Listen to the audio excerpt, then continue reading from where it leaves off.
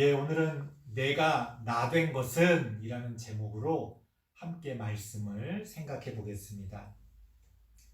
요즘엔 교인과 그리스도인을 구별할 필요가 과거보다 훨씬 더 크게 그런 필요성이 생긴 것 같습니다.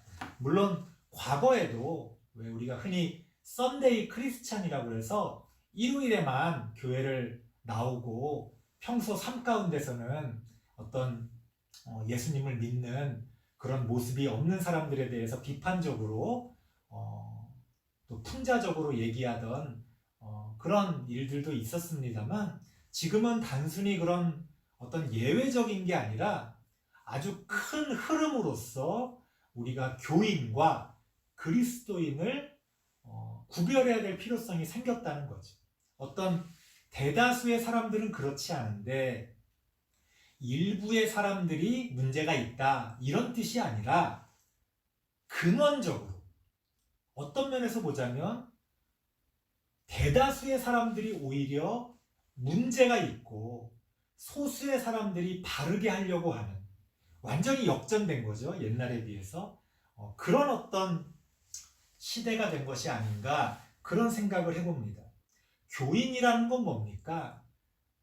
말 그대로 그냥 교회에 어떤 적을 두고 그냥 그저 교회를 다니는 사람들이에요. 그런 사람들을 우리가 교인이라고 말할 수 있겠죠. 하지만 교인이라고 해서 그 교인들이 전부 그리스도인은 아니라는 겁니다. 그리스도인이라는 건 뭡니까? 옛날 우리말식으로 번역하면 그리스도인이라는 말의 본래 어감에 따른 뜻은 예수쟁이라는 뜻입니다. 예수쟁이. 과거에도 그리스도인이라는 말의 의미에는 약간 비아냥거리는 뜻이 있었어요. 그래서 우리말로 정말 어감을 살려서 번역하면 예수쟁이. 우리 옛날에도 막 열심히 예수 믿고 유별나게 정말 그렇게 예수를 믿고 따르던 사람들이 예수쟁이라고 말하던 때가 있지 않았습니까? 비슷한 어감이라고 생각하시면 됩니다. 그러니까 그리스도인이라는 건 예수 그리스도를 믿고 따르는 사람, 그런 사람을 우리가 그리스도인이라고 이야기할 수 있다는 거예요. 근데 오늘날 이게 나눠진다는 겁니다. 교인 따로, 그리스도인 따로. 더 놀라운 것은 교인보다 그리스도인의 비율이 점점 적어지고 있는 게 아닌가, 그런 안타까운 생각을 해보게 됩니다. 여러분, 그리스도인이 된다는 것은 교회를 다닌다고 해서 그냥 되는 게 아니에요. 이게 이제 우리 특히 개신교의 어려운 점입니다. 천주교 같은 경우는 그 천주교회를 다니고 그 천주교회에서 시키는 어떤 성례를 따라가면 무조건 천주교인이 됩니다. 그런데 제 생각은 그래요. 그 천주교인들이 그리스도인인가? 라고 했을 때 천주교 안에서는 그 천주교인이 곧 무조건 그리스도인이라고 이야기합니다. 그런데 우리 개신교는 그런 면에서 좀 더 엄격하고 어려운 기준들이 있는 것 같아요. 그래서 교인이지만 그리스도인이 아닐 가능성이 요즘 같은 경우엔 훨씬 크다는 거죠. 교회만 열심히 다닌다고 해서, 교회에서 시키는 대로만 열심히 한다고 해서, 목사님 말씀에 아멘 아멘 그렇게 화답한다고 해서 저절로 그리스도인이 되는 게 아니라는 겁니다. 그랬으면 좋겠는데 그렇지가 못하다는 거예요. 그렇다면 우리는 어떻게 그리스도인이 될 수 있습니까? 말 그대로 예수 그리스도를 믿고 따른다는 것, 도대체 어떤 과정을 거쳐야 우리가 그런 그리스도인이 될 수가 있는 겁니까? 여기서 그 모든 조건과 과정을 다 말씀드릴 수는 없습니다. 하지만 가장 경계해야 할 것 한 가지는 분명히 말씀드릴 수 있을 것 같아요. 오늘 본문의 2절 말씀에 보니까 이런 말씀이 나옵니다. 함께 읽어볼까요? 고린도전서 15장 2절입니다. 시작. 너희가 만일 내가 전한 그 말을 굳게 지키고 헛되이 믿지 아니하였으면 그로 말미암아 구원을 받으리라. 사도 바울도 무엇을 경계하고 있습니까? 믿음이 있다고 해서 다 구원받는 게 아니라는 거예요. 교회를 다닌다고 해서 다 그리스도인이 아니라는 거예요. 헛되이 믿는 경우가 많이 있다는 겁니다. 그리스도인이 가장 경계해야 할 것은 믿음이 있냐 없냐가 아니에요. 교회를 다니면 어떤 식으로든 믿겠죠. 어떤 식으로든 믿음이 있겠죠. 그러니까 교회를 다니겠죠. 우리가 비판하는 사람들, 그 사람들도 믿음이 없습니까? 어떤 면에서는 우리보다 더 큰 믿음을 가지고 더 열심히 하잖아요. 이단들한테는 믿음이 없습니까? 우리보다 더 잘 믿고 더 열심히 믿고 굉장하지요. 문제는 믿음이 있냐 없냐, 믿음이 강하냐 약하냐, 그게 아니라는 거예요. 헛된 믿음이라면 아무 소용없다는 겁니다. 아무리 열심히 믿어도, 아무리 큰 믿음을 갖고 있어도 그것이 헛된 믿음이라면 무슨 의미가 있겠습니까? 구원받겠다고 실컷 평생 믿었는데 엉뚱한 믿음을 가지고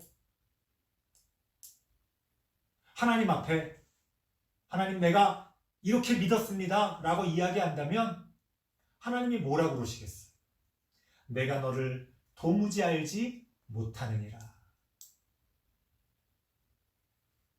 그렇다면 우리 그리스도인은 어떤 과정을 통해 믿음을 가져야 할까요? 오늘 그 과정에 대해서 대략적인 말씀을 한번 드려보겠습니다. 첫 번째는 전에 받은 복음을 통해서 믿어야 한다. 오늘 본문의 1절, 2절, 3절 말씀을 보면 다 읽지는 않고 계속 반복되는 말씀이 나오는 것을 확인해 보겠습니다. 제가 항상 말씀드렸죠? 성경에서 반복되는 이야기가 나오면 중요하다고. 1절에 보니까 뭐라고 나옵니까? 내가 너희에게 전한 복음, 이런 뜻 이야기가 나옵니다. 2절에 보니까 내가 전한 그 말을 또 전한다는 말이 나오죠. 3절에 보니까 또 나옵니다. 내가 받은 것을 먼저 너희에게 전하였노니. 무슨 이야기입니까? 그리스도인의 믿음은 자기 마음대로 믿어도 되는 그런 믿음이 아니라는 거예요. 성경 하나 뚝 던져주고 그 성경을 읽어서 자기가 이해한 대로 그냥 자기 마음대로 믿는 그런 믿음은 기독교의 믿음이 아니라는 겁니다. 기독교의 믿음은 그런 개인적인 자기가 명상을 해서 어떤 도를 닦아서 저절로 깨닫게 되는 그런 믿음이 아니라는 거예요. 기독교의 신앙은 반드시 누군가에게 전해받은 복음을 통해 갖게 되는 겁니다. 여기서 두 가지 중요한 점이 나옵니다. 첫 번째는 뭐냐면 제대로 잘 전해받아야 된다는 거죠. 엉뚱하게 전해받으면 소용이 없는 거예요. 잘못 전해받으면 엉뚱한 믿음을 갖게 되고 헛된 믿음이 되는 거죠.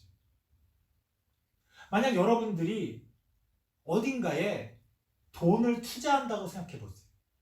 여러분의 전 재산을 걸어서 어떤 데다가 투자를 하는 거예요. 그 투자처가 아주 유망하다는 소식을 들었어요. 그 소식이 정확한지 제대로 된 것인지 얼마나 관심을 가져야 되겠습니까? 왜? 잘못하면 전 재산을 날리는 거잖아요. 그렇지 않습니까? 내가 전해 들은 그 소식이 제대로 된 소식인지 진짜인지 혹시 가짜 뉴스는 아닌지 잘못된 경로를 통해서 들은 건 아닌지 사기꾼이 혹시 나를 속이는 건 아닌지 정말 제대로 알아야 되는 거죠. 여러분, 기독교 신앙을 갖는다는 건 우리의 인생을, 우리의 영혼을 거는 겁니다. 이것보다 더 큰 게 어디에 있습니까? 어떤 면에선 우리의 목숨보다도 더 큰 것을 거기에 거는 거예요. 그러니까 내가 정말 제대로 잘 전해받았는지 끊임없이 확인하고 제대로 전해받기 위해 노력해야 되는 겁니다. 그냥 아무 교회나 아무 목사나 아무 사람이나 만나서 그냥 내가 듣기에 그럴듯한데 그래가지고는 안 되는 거예요. 기독교 신앙이 심심풀이 땅콩입니까? 한번 들어보고 아님 말고 그렇게 물를 수 있는 거예요? 절대 그렇지가 않습니다. 정말 제대로 잘 전해받아야 된다. 두 번째 중요한 점은 뭐냐? 그렇기 때문에 전도가 중요하다는 거예요. 제가 여러분들한테 전도를 좀 강요하지 않는 경향이 있는데 그거는 전도를 너무 기계적으로 그리고 또 억지로 그렇게 하지 말아라 그런 뜻에서 제가 강조를 안 하는 편입니다만 저는 사실 전도가 중요하다고 생각합니다. 여러분들에게 제대로 된 믿음이 있다면 사실은 저절로 전도를 하게 돼야 돼요. 제가 전에도 그런 비유를 말씀드렸잖아요. 여러분들이 어떤 제품을 사서 썼는데 너무 좋아. 그 제품이 너무 마음에 들어. 그러면 여러분들 아는 사람 만날 때마다 그 제품이 좋다고 자랑하겠어요? 안 하겠어요? 아마 누가 시키지 않아도 열심히 전도할걸요? 근데 왜 여러분들이 갖고 있는 기독교 신앙에 대해서는 열심히 전도하지 않습니까? 여러분들이 전도하지 않으면 그 사람들이 누구한테서 제대로 된 진리를 들을 수가 있겠습니까? 여러분, 전도 중요합니다. 1차적으로 여러분들이 잘 배워야 되겠지만 언제까지 배우기만 할 거예요? 중간중간에 여러분들이 할 수 있는 한 열심히 전도해야 합니다. 그래야 선한 영향력들이 제대로 된 진리들이 퍼져나가죠. 제가 여러분들에게 길거리에 나가서 아무나 붙잡고 전도해라 이런 말씀은 드리지 않겠어요.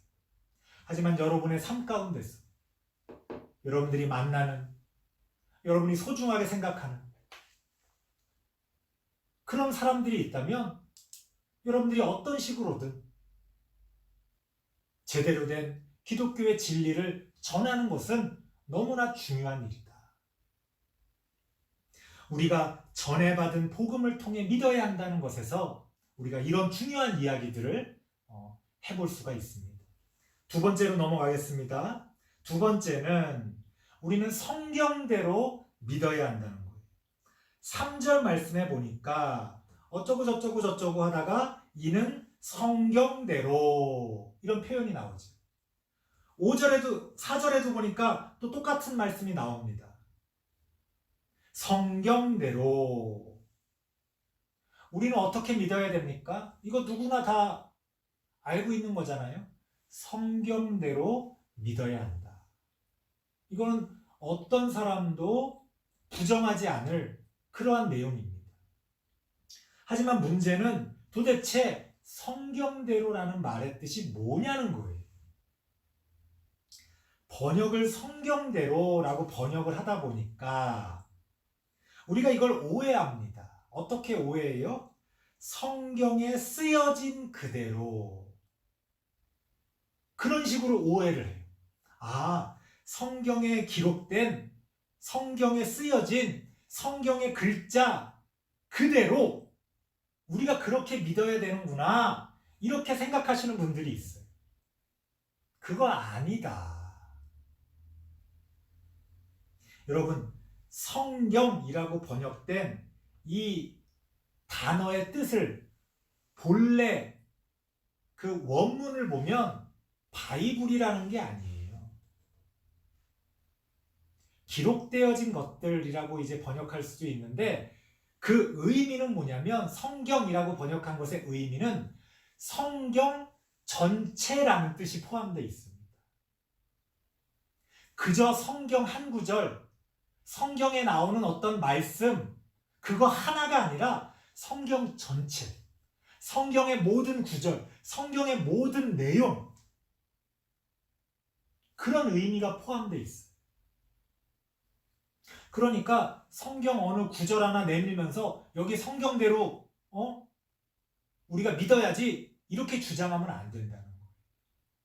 여기서 성경이라고 번역한 말의 본래 의미는 성경 전체를 이야기하는 거다.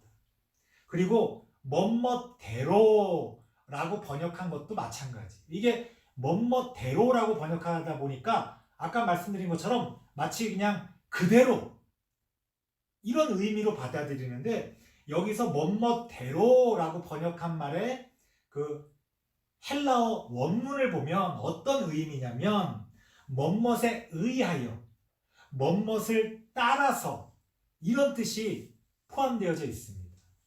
그러니까 오늘 본문에 나와 있는 이 구절의 표현, 성경대로라는 말의 의미는 다르게, 좀 더 이해하기 쉽게 정확하게 번역을 하면 성경 전체에 의하여, 성경 전체를 따라서 라고 번역할 수가 있다는 거예요. 제가 항상 강조하는 얘기입니다.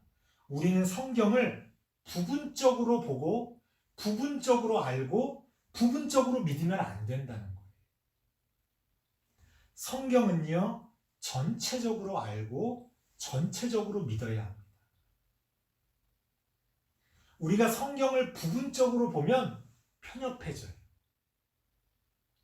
착각하게 되고 오해하게 됩니다. 그래서 이단에 빠지기가 쉬워요. 우리가 어떤 사람의 말도 부분적으로 한두 구절만 따오면 굉장히 오해할 수가 있죠.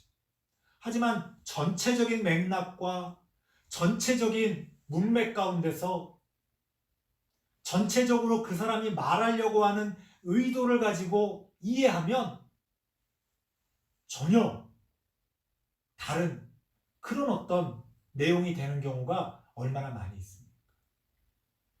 그러니까 우리가 성경을 볼 때도요, 항상 큰 틀에서 어떤 방향과 핵심을, 중심을 가지고 볼 수가 있어야 돼요. 부분적으로 내가 좋아하는 구절들, 그런 것들만 이렇게 이어붙여가지고 이게 성경에 나와 있으니까 틀리지 않아? 이거 완전히 성경에 대한 이해가 잘못된 거예요. 어떤 분들, 그런 분들이 있습니다. 전에 제가 방언에 대해서 이야기할 때도 비슷한 말씀을 드렸었는데요. 이런 거예요. 누가 방언을 했는데 그 방언의 내용이 무엇인지 이제 통역을 한 거예요. 그런데 그때도 그런 말씀 드렸습니다만, 이 사람 통역이 다르고 저 사람 통역이 다르니까 둘 중에 하나 잘못된 거 아니냐. 그런데 그 사람들은 뭐라고 이야기하냐면, 그 통역된 내용을 보니 거의 대부분 성경에 쓰여진 성경 말씀 내용이라는 거예요. 그러니까 그 통역은 잘못되지 않았다, 이렇게 이야기를 합니다. 이거 완전 전혀 성경에 대한 이해가 방향이 틀린 겁니다. 여러분, 성경에 쓰여져 있기 때문에 무조건 진리다? 큰일 납니다. 그렇게 성경을 믿었다가. 이단들이 거기서 나오는 거예요. 여러분, 이단들도요, 다 성경을 근거로 얘기해요. 여러분, 이단들이요, 우리보다 성경 공부 더 열심히 합니다. 근데 뭐가 문제예요? 성경을 부분적으로 보고 자기 마음대로 해석을 하니까 문제가 되는 거죠. 성경 전체의 시각과 성경 전체의 흐름과 성경 전체를 통해 하나님이 말씀하시려고 하는 것과 또 역사 가운데서 하나님이 그 성경을 통해 우리 교회에게 전해주시고자 하는 것들, 이것들을 다 보지 않고 부분적으로만 보니까 문제가 생기는 거예요. 성경은 그렇게 보면 안 된다. 우리가 성경대로 믿는다는 것은 성경 전체를 통해 성경 전체의 방향과 성경 전체의 핵심을 가지고 우리가 그것을 통해 믿어야 한다. 그게 두 번째 이야기입니다. 마지막 세 번째는요, 삶을 통해 믿어야 한다 라고 말씀드릴 수가 있을 것 같습니다. 5절부터 보면요, 반복되는 구절이 있어요. 예수님께서 부활하시고 계속해서 여러 명의 제자들에게 보이셨다는 말이 반복돼서 나와요. 5절에서는 게바에게 보이시고, 6절에서는 또 이러이러한 500여 형제에게 보이셨나니, 7절에는 야고보에게 보이셨으며, 8절에는 내게도 보이셨느니라. 보이셨다는 말이 자꾸 반복되죠. 여러분, 예수님이 진짜 부활했고 그 부활한 걸 예수님이 봤으니까 예수님의 부활은 진짜다. 성경을 그렇게 문자대로 보면 엉뚱하게 오해할 수 있는 거예요. 부활에 대한 이야기는 우리가 다음 주에 다시 하도록 하겠습니다. 자, 여기서 보이셨다는 말을 통해 성경이 하나님께서 우리에게 말씀하고자 하시는 게 뭐냐, 그걸 우리가 볼 수가 있어야 돼요. 예수님은 부활하시고 제자들에게 자신을 보여주셨습니다. 성경은 이것을 여러 번 강조하고 있습니다. 성경이 이것을 통해 우리에게 말씀하고자 하시는 것은 무엇일까? 어떤 기적을 체험해야 한다는 뜻이 아니에요. 부활한 것을 본 것처럼 너희가 기적을 봐라, 기적을 체험해라, 그런 얘기를 하고 있는 것이 아닙니다. 그 기적조차도 우리가 삶 속에서 우리의 삶을 통해 느끼고 우리의 삶의 열매로서 그것들이 믿어져야 한다는 얘기를 하고 있는 거예요. 우리의 믿음은요, 어떤 관념이나 나의 어떤 주관적인 확신을 통해 우리의 믿음이 생기는 게 아닙니다. 하나님 나 믿어요? 그게 무슨 상관입니까? 아까도 말씀드렸죠? 이단들도 자기가 믿는다고 얘기를 해요. 믿음이라는 건 그렇게 나의 확신 혹은 내가 체험한 어떤 기적적인 어떤 것들, 그것들을 통해 우리의 믿음이 생기는 게 아닙니다. 기독교 신앙은요, 삶을 통해 깨달아지고 삶을 통해 그 열매가 드러나고 보여질 수 있는 그런 믿음이어야 한다는 거예요. 그래서 기독교 신앙은 물론 우리가 성경 공부도 하고 또 이 시간에 설교도 듣고 그렇게 합니다만, 책상에 앉아서 그렇게 머리로 혹은 감동적인 이야기를 통해 가슴으로 은혜 받고 그렇게 생겨나는 게 아니에요. 삶에서 아주 정말 진짜 내가 살아가는 그 삶의 현장에서, 그 과정 가운데서 부딪히고 깨지고 그렇게 알아가고 배워가고 깨달아가고 그 과정들을 통해서 조금씩 조금씩 생겨나는 바로 그런 믿음이 기독교 신앙이 이야기하고 있는 믿음이라는 겁니다. 자, 지금까지 그리스도인이 믿음을 얻게 되는 과정을 대략 살펴봤습니다. 그럼 이런 모든 과정을 우리가 잘 거치면 우리는 제대로 된 믿음을 가진 진짜 그리스도인이 될 수 있는 겁니까? 아닙니다. 여전히 한 가지 부족한 게 있어요. 10절 말씀을 같이 한번 읽어보겠습니다. 고린도전서 15장 10절입니다.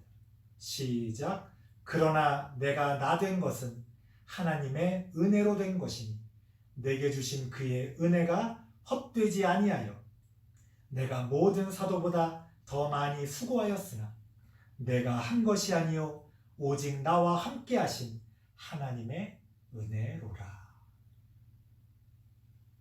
내가 나 된 것은, 내가 지금의 이러한 믿음을 갖게 된 것은 오직 그 모든 것이 하나님의 은혜라는 겁니다. 그 누구보다 믿음의 과정을 철저하게 거쳤던 사도 바울의 고백입니다. 이것이 기독교 신앙의 핵심입니다. 오늘날 하나님의 은혜를 모르는 인간들이 이런저런 체험을 내세우고 각종 사상을 주장하고 희한한 것들을 믿음에 섞어서 장사를 합니다. 이번 코로나19 때문에 그런 것들이 막 드러나고 있잖아요. 사이비 이단부터 믿음 같지 않은 믿음을 주장하는 온갖 사상들, 최근에는 그것을 이런저런 사람들의 욕심과 섞어서 장사를 하는 그런 어떤 장사꾼들, 우리가 실제로 얼마나 많이 목격하고 있습니까? 하나님의 은혜를 모르기 때문에 그런 일이 벌어지는 거예요. 아마 나름 그 사람들도 나 이런 믿음을 거쳤다, 나 이런 과정을 거쳐서 이런 믿음 갖게 됐다, 아마 간증해 보라고 하면 막 눈물을 흘리면서 뜨겁게 그렇게 간증할지도 모릅니다. 하지만 그러면 무슨 소용이 있습니까? 하나님의 은혜를 모르는데. 진짜 그리스도인이라면 믿음을 통해 말할 수 있는 것은 오직 하나님의 은혜뿐입니다. 사도 바울도 자랑하려면 자랑할 게 얼마나 많이 있어요. 지식을 내세우려고 했으면 내세울 수 있는 지식이 얼마나 많이 있습니까? 하지만 결국 사도 바울이 이야기하는 건 뭡니까? 내가 나 된 것은 오직 하나님의 은혜이다. 이렇게 고백하고 있다는 겁니다. 혹시 여러분의 믿음은 헛된 믿음이 아닙니까? 여러분의 믿음에는 하나님의 은혜가 있습니까? 기도하겠습니다. 하나님 감사합니다. 우리는 그리스도인입니까? 우리는 어떤 믿음을 가지고 하나님께 나아가고 있습니까? 제대로 전해받고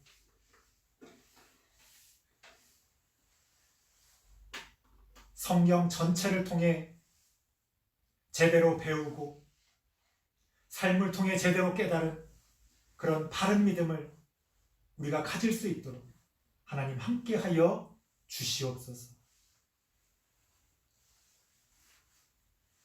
가짜와 진짜가 뒤섞여 혼란스러운 이 시대 가운데 진짜 믿음을 붙들고 나아가는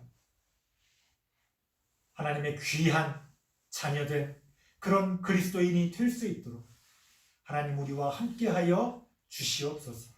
예수님의 이름으로 기도드리옵나이다. 아멘.